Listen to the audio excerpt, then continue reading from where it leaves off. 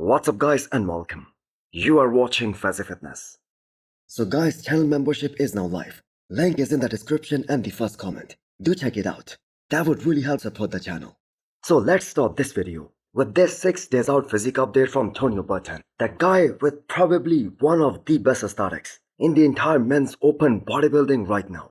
And with him being in a top-notch shape right now, his quads are looking extra crispy.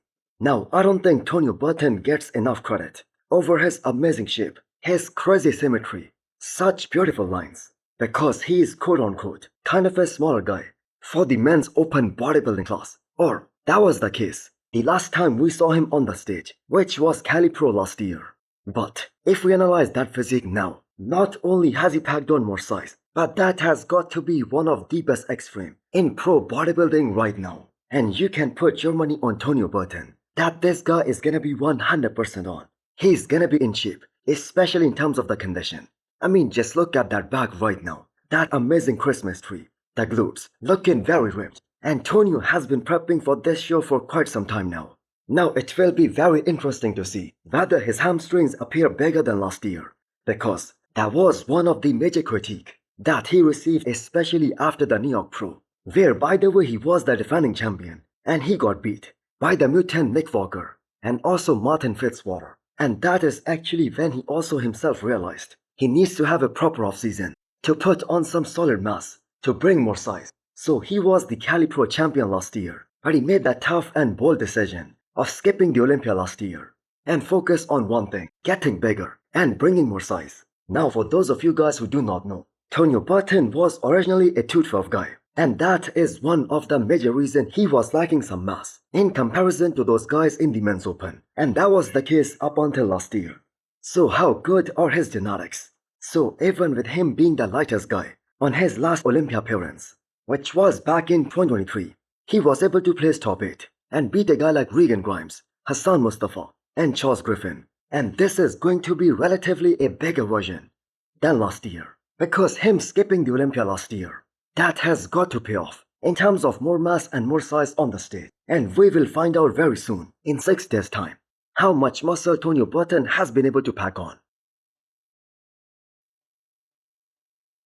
So yesterday we were talking about a potential guy who's gonna challenge Tonio Burton this weekend at the Legion Sports.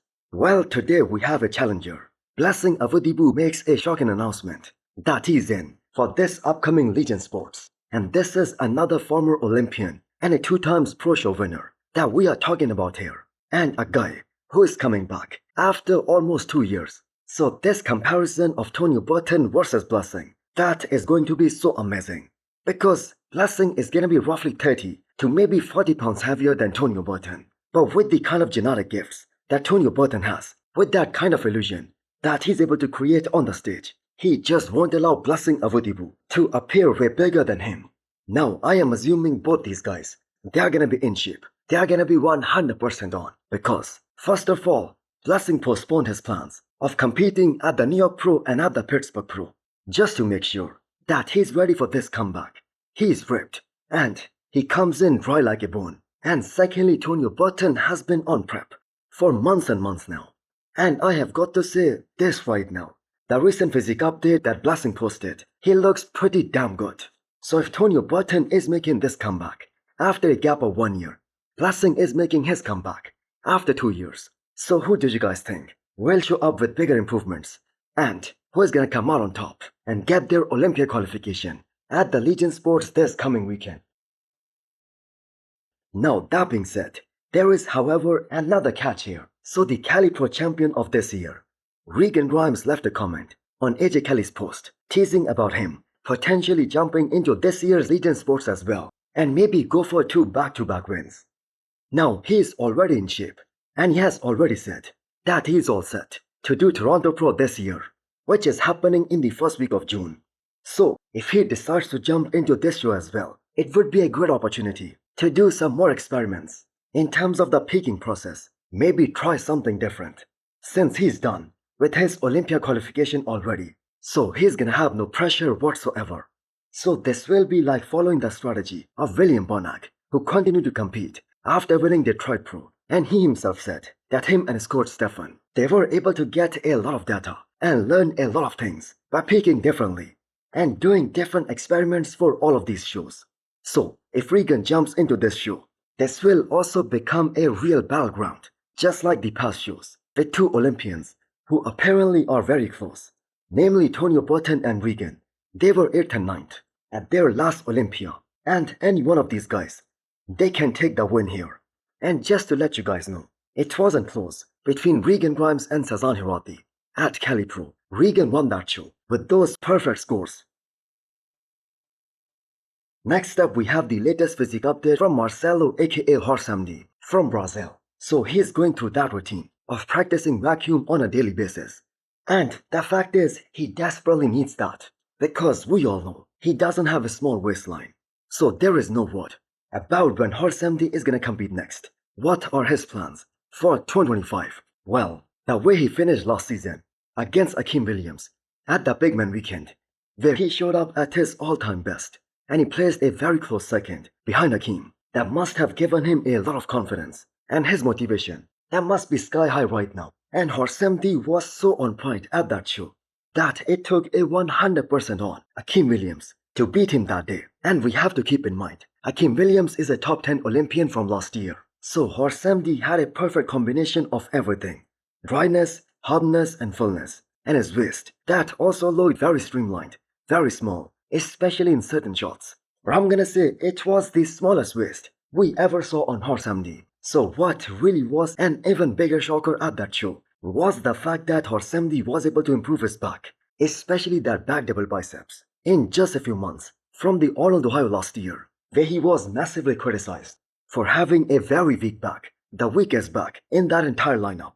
And he came back with some tremendous improvements. So I believe Hosstile can absolutely qualify for the Olympia.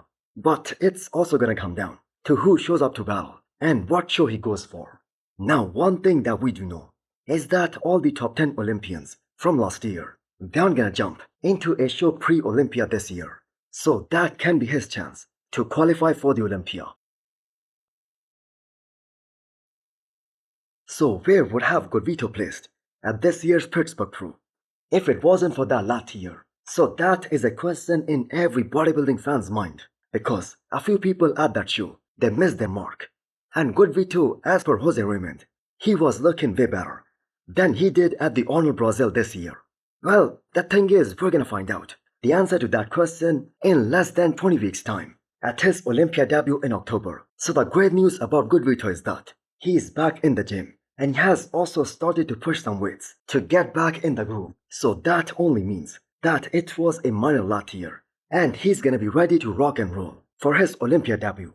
So I think a top 10 placing at his first ever Miss Olympia, that is gonna be considered a very big achievement.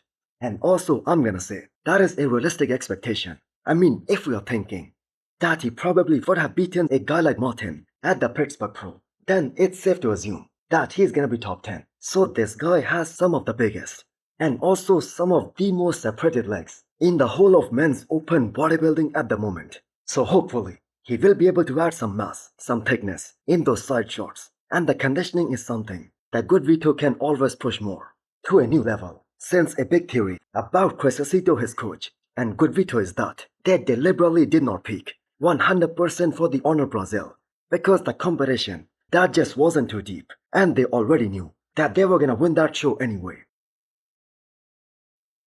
At this point, there aren't any chances of Brendan Carey and Kai Green jumping into this year's Masters Olympia. So here we have the physique update of the legend, the guy who's gonna enter this show as the hot favorite to win it for the second time in his career. And that is Kamal, a 52 years old genetic phenomenon, still killing it. Now he holds a unique type of record. He won the 212 Olympia just a few years back, and he won the Masters Olympia back in 2023, and he won that show very convincingly. So we talk about Dexter Jackson as the ageless wonder, and we talk about him all the time as the guy who had the best longevity. Well, Kamal also falls in that same category. He was able to make improvements every year, even after turning 40, even in his late 40s. And even the last time when he did the Olympia in the 212, he was top 3. So over the years, his waist has gotten a little bit wider, which is something that happens with age. But the legs are still there. So Kamal has been competing for more than 2 decades now, and he has been able to stay injury-free all these years.